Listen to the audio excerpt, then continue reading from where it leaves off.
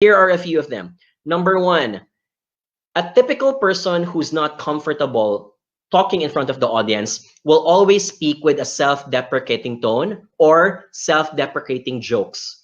Self-deprecating meaning you're saying something that's not to your favor. Either you're joking like, here's an example. Good morning, everyone. I am not really a very confident guy. I'm the kind of guy who just likes to be in the corner. So you haven't even spoken anything yet. You've already put yourself down.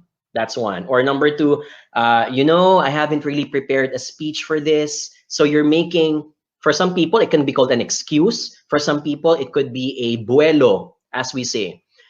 Many people don't expect you to say something bad about yourself. What most people will expect is for you to deliver what you are expected to deliver. So when you can, just go straight to the point. You don't need to spend your 30 seconds or 1 minute talking about, I'm not the expert in this topic. It's good to make disclaimers if you really want to be ethical with your statements, because you say, you're asking me to talk about this, but I'm not an expert because I don't have a PhD degree. That's fine. But if you start making a lot of excuses that will only disappoint people, it's a sign that you're setting up people to a lower expectation, because likely you are also going to underperform. Thank you, Aleli. Being apologetic at the very start is a sign that the person is very nervous to speak. So that's one. James also says, self-deprecating, unnecessary disclaimers about yourself. Very good. Thank you for also raising that. So unnecessary disclaimers would be, I was thinking about this for the past 2 weeks, when you really weren't, but you had to say this because you wanted to showcase that it's been something that inside your system and you wanted to get it out of the way. Another example, which is slightly okay, but some people can detect this, is instead of you being accountable to your own words, you're going to say, my friends and I have thought about this. So most people who will use those phrases are trying to spread the accountability, as if you're making a expectation statement that if you don't like what I say, it's not the only me who thought about it, it's also my friends. Okay? I would use that if I'm trying to credit my friends for something good. But people who will see that at the start are people who are not sure if they're saying something right in the first place. Okay, that's one. The second one, overuse of adverbs. I've mentioned this many times, but someone who will say the word actually, and if you have time, please do watch our Module 1 and Module 2. That's all. We had a very comprehensive discussion about that. Mentioning the word actually, for example, good morning, thank you for attending our meeting. Actually, we've wanted to do this earlier, but we finally were able to do this. And actually, some people did not agree to doing this meeting now, but good thing that we are able to do so. So let's start. The project will commence actually on 2021. And you get my point. Can you give me an exclamation mark?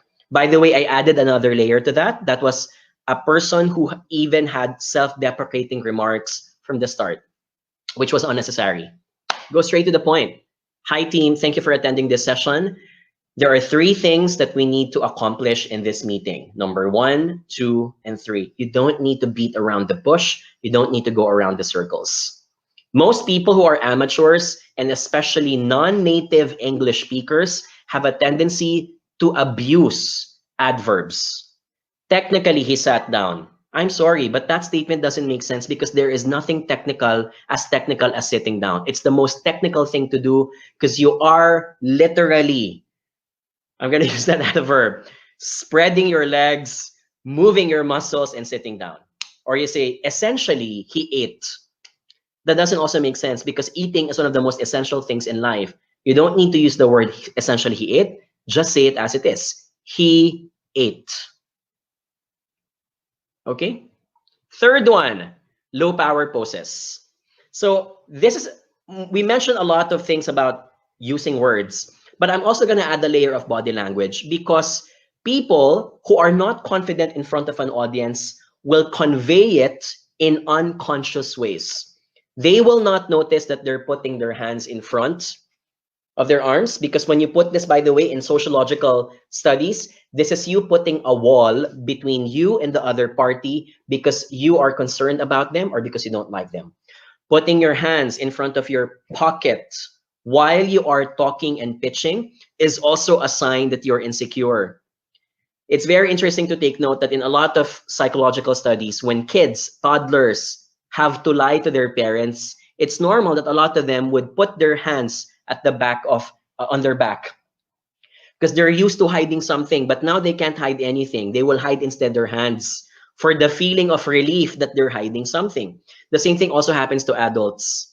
In a lot of studies, when you pitch and you present, there's a higher chance that your pitch is going to be approved when you're moving your hands open palms, open hands like this, like, ladies and gentlemen, I'd like to ask, so I'm open, versus when your hands are inside your pockets. Unfortunately, there is no alarm clock that's going to sound on if you're putting your hands inside the pockets. Neither do you have a coach who at the back of the room is going to call you out and say, John, take out your hands from your pockets. You don't have those.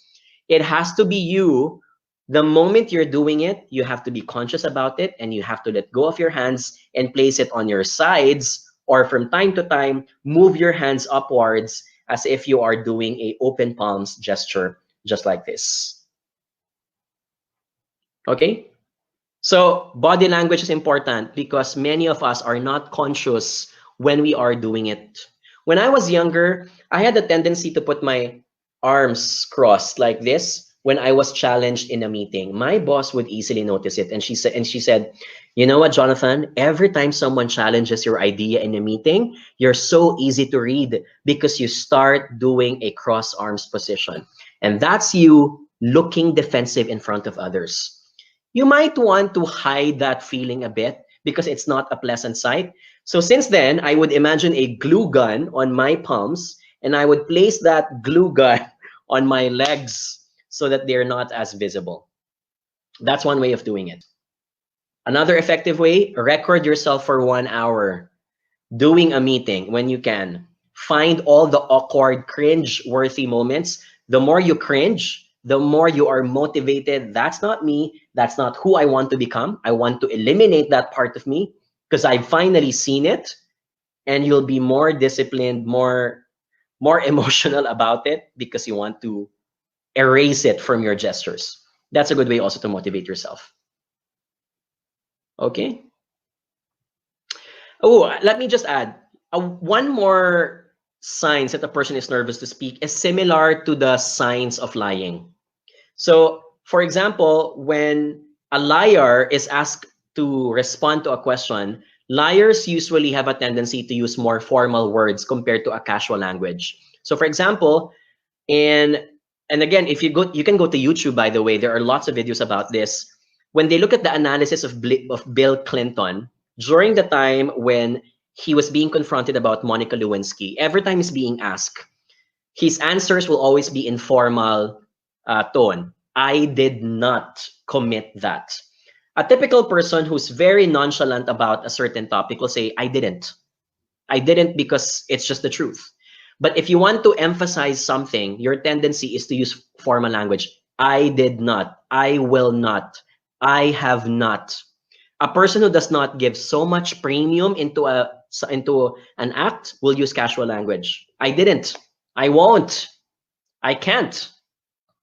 So the tone of how you convey it also decides your choice of words unconsciously. That's one way. Okay. Finally, number 4, reliance on sound fillers. Someone who's nervous to speak because he or she wants to keep on buying, to think about his sentences. This is for me, the easiest part. We'll use a lot of sound fillers. For example.